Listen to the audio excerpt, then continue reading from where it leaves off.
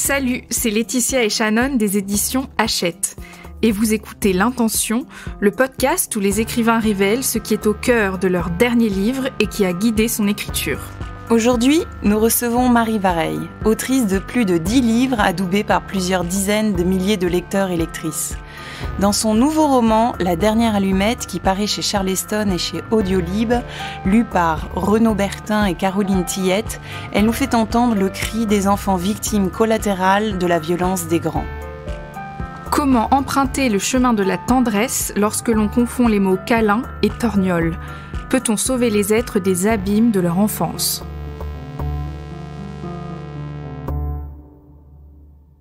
Alors quand le roman commence, Abigail, la narratrice, est une femme qui allait s'isoler dans un couvent en Bourgogne. Elle a à peine 40 ans et pourtant ça fait déjà des années qu'elle est là.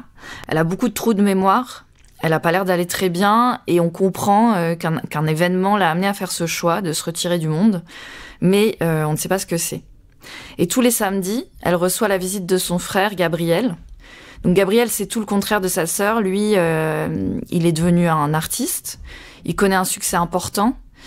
Et ce qu'on comprend, c'est qu'Abigail ne supporte pas les visites de son frère. Mais comme elle a fait vœu de silence dans son couvent, elle est obligée de l'écouter.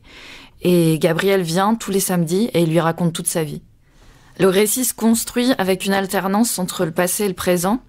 Donc le lecteur alterne la vie d'Abigail et Gabriel dans le présent et des passages du journal intime d'Abigail quand elle était enfant.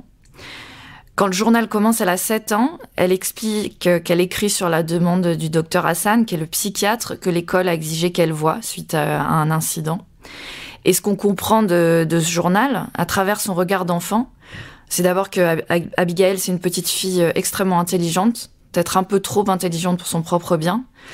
Et aussi que son papa, qu'elle aime beaucoup et qui lui-même adore sa fille, c'est sa petite dernière, il la chouchoute. C'est un gentil papa, mais ce gentil papa qu'elle aime tant, il est aussi très régulièrement violent avec sa maman.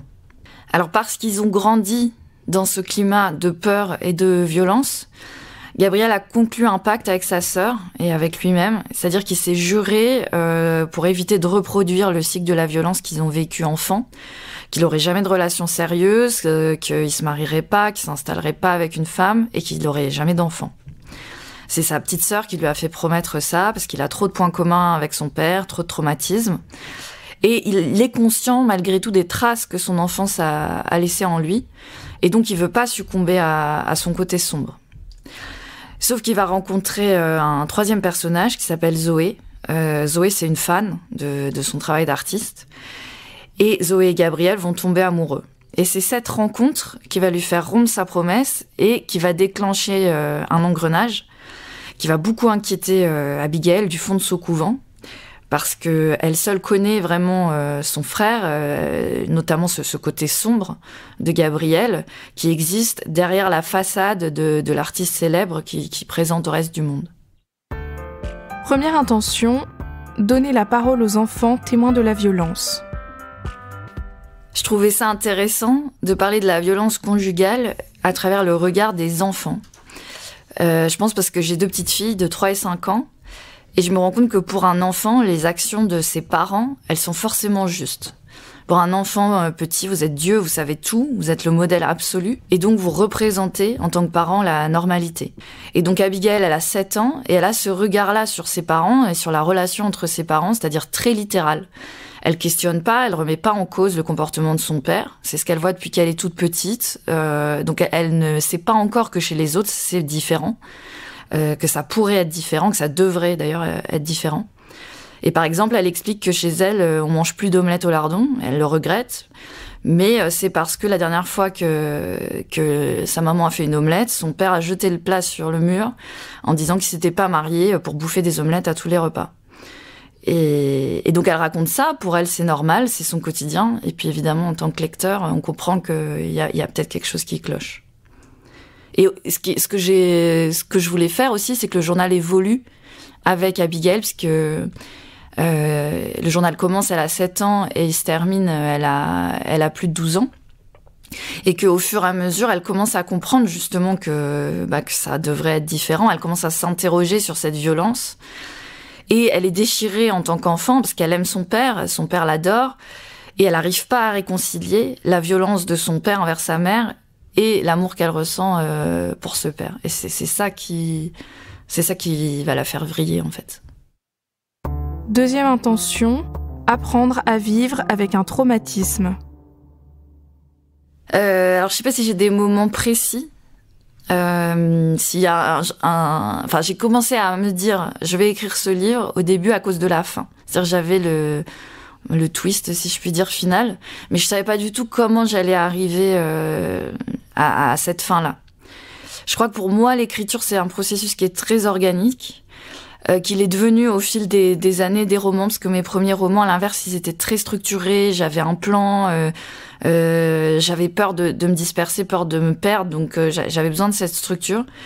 Et aujourd'hui, c'est plus du tout le cas. Aujourd'hui, je prends plein d'idées, je vais jeter des graines, regarder ce qui marche pas, mais c'est beaucoup moins structuré. Donc il y a ce roman, il est né de la convergence de plusieurs choses. Donc d'abord la fin, comme je l'ai dit. Après, il y a eu cette statistique qui m'a énormément marquée, que j'ai lue dans un article, je crois, qui est que 3 enfants sur 4 qui ont grandi dans un foyer où il y avait des violences conjugales, y compris si eux-mêmes ne sont jamais victimes directement de ces violences. Quand ils grandissent, 3 sur 4, ils deviennent soit bourreaux, soit victimes de violences eux-mêmes. Et 3 sur 4, c'est énorme. Et on parle, et c'est bien qu'on en parle, de l'emprise, de la difficulté pour une femme victime de violence de se sortir de sa situation, mais de l'impact sur les enfants. Le fait qu'en ne réglant pas le problème de la violence conjugale, finalement qu'on considère que si les enfants sont pas victimes de la violence, ils sont pas tant impactés que ça. En tant que société, je sais pas si on est conscient qu'on détruit ces enfants, qu'on perpétue cette violence. Et je pense qu'en tout cas, on n'en est pas suffisamment conscient. Et ça m'a semblé très important de parler de ça. Très naturellement aussi, quand je suis partie sur le sujet de la famille, même si c'est une famille dysfonctionnelle, ce qui n'est pas le cas de la famille dans laquelle j'ai grandi, les relations entre frères et sœurs ont pris une place immense dans ce livre, que j'avais pas forcément anticipé.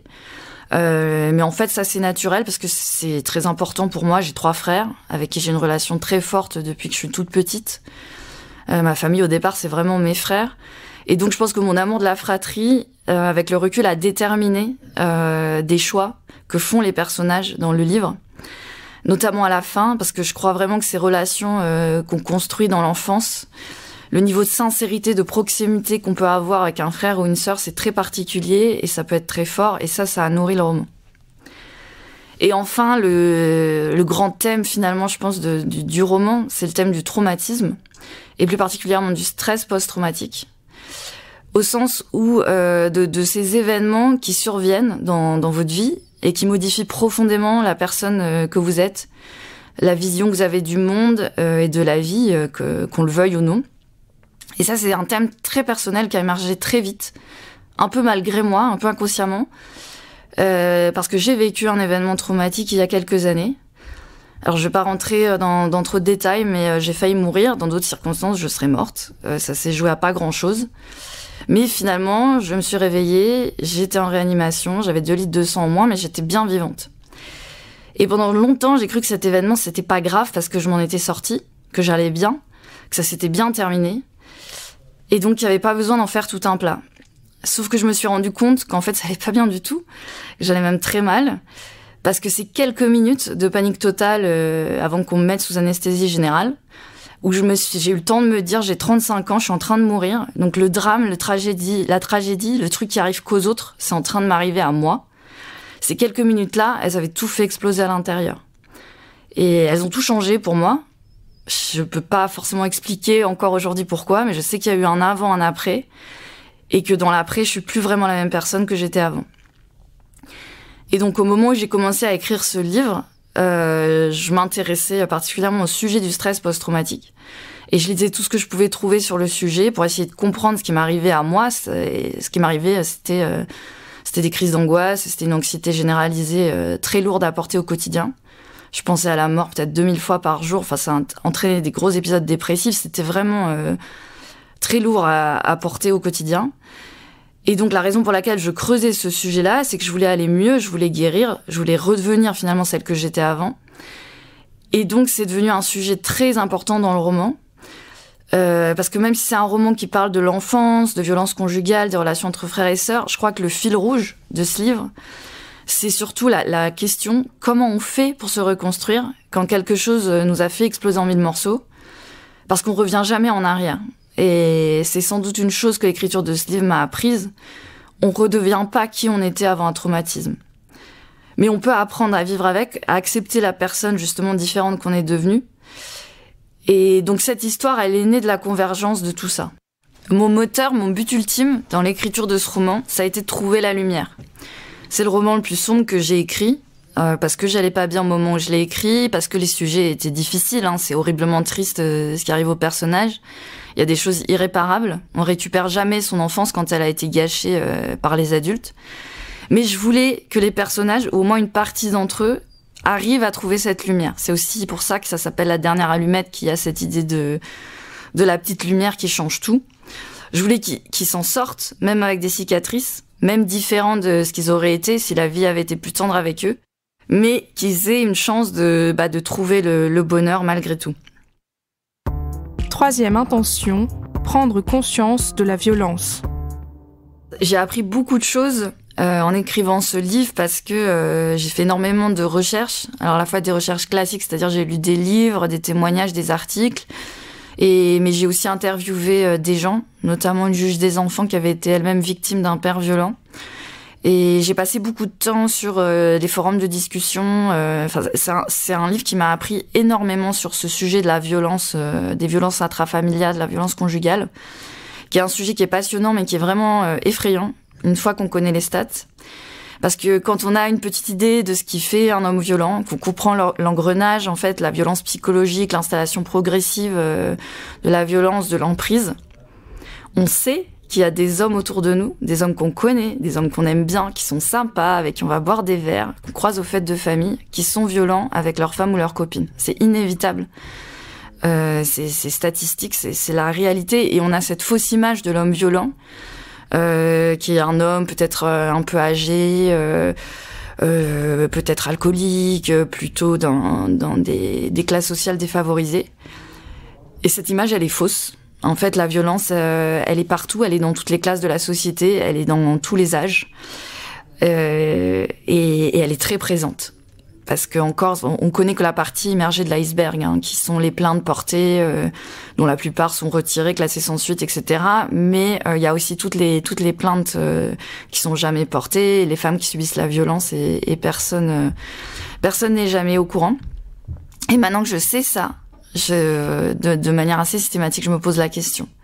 Je me dis, qui est-ce que lui, qui fait des petites blagues, qui rabaisse un peu sa femme en public, sous prétexte de faire rire la galerie, comment il est en privé, il va jusqu'où?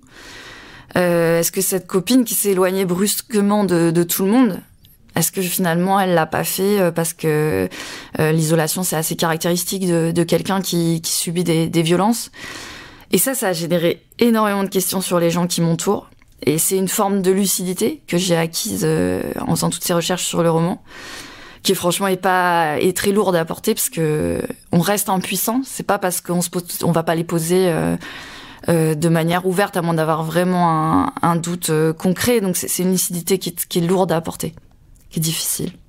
Alors c'est un roman qui a été très difficile à écrire, très éprouvant. Et d'ailleurs, je crois que je suis très contente qu'il soit fini, que maintenant il aille faire pleurer les lecteurs plutôt que me faire pleurer moi. Je suis très heureuse de l'avoir écrit, c'est un roman qui est vraiment important pour moi. Après le processus d'écriture de ce roman, j'ai pas vraiment aimé l'écrire pendant que j'étais dedans, parce que justement c'était difficile, c'était éprouvant. 4e intention, écrire pour donner un sens à sa vie. À chaque fois que j'écris un livre, ça m'apporte quelque chose. C'est pour ça que j'écris d'ailleurs, égoïstement, c'est pour moi avant d'écrire pour les lecteurs. Mais c'est parce que ça me mène moi quelque part, ça me force à explorer certains thèmes. En fait, j'écris pour essayer de comprendre tout ce que je comprends pas, c'est-à-dire beaucoup de choses, la vie, les gens, pour essayer de donner un sens à tout ça. Donc les livres que j'écris, je peux pas dire qu'ils changent ma vie, mais qu'ils m'aident à progresser et à comprendre. Et celui-là, je dirais que s'il a changé quelque chose, c'est peut-être mon regard sur la parentalité Et il m'a peut-être appris le parent que moi, je veux être pour mes enfants. Il y a beaucoup d'injonctions, je pense, à la parentalité aujourd'hui. Il y a plein de choses qu'on devrait, entre guillemets, faire.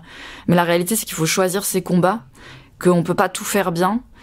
Et que moi, finalement, ce que je voudrais arriver à faire bien, même s'il y a plein de choses... les enfants mangeront peut-être pas toujours bien, et voilà. Mais j'aimerais que la maison, le foyer, ce soit un espace de sécurité pour eux. Un espace où ils peuvent revenir quand la vie est dure et se sentir bien. Il y a une musique qui a été très présente pendant l'écriture de ce livre. C'est I Wish I Knew How It Feels to Be Free de Nina Simone. Alors c'est une chanson qui est magnifique, que j'adore, mais dont les paroles résonnent particulièrement avec l'expérience des personnages du livre. I wish I knew how it would feel to be free. I wish I'd know how it would feel to be free, ça veut dire j'aimerais savoir ce que ça fait d'être libre. Et d'une certaine manière, ça s'applique à tous les héros de ce livre, à la mère évidemment qui chante la chanson en dansant dans la cuisine quand le père est pas là, parce qu'elle voudrait se libérer de son mari violent, mais aussi à Gabriel et Abigail qui sont prisonniers de leur enfance et de leur traumatisme. Gabriel en particulier qui est prisonnier de la violence, de la colère qui l'habite malgré lui, Abigail qui est prisonnière du souvenir qu'elle refuse d'assumer.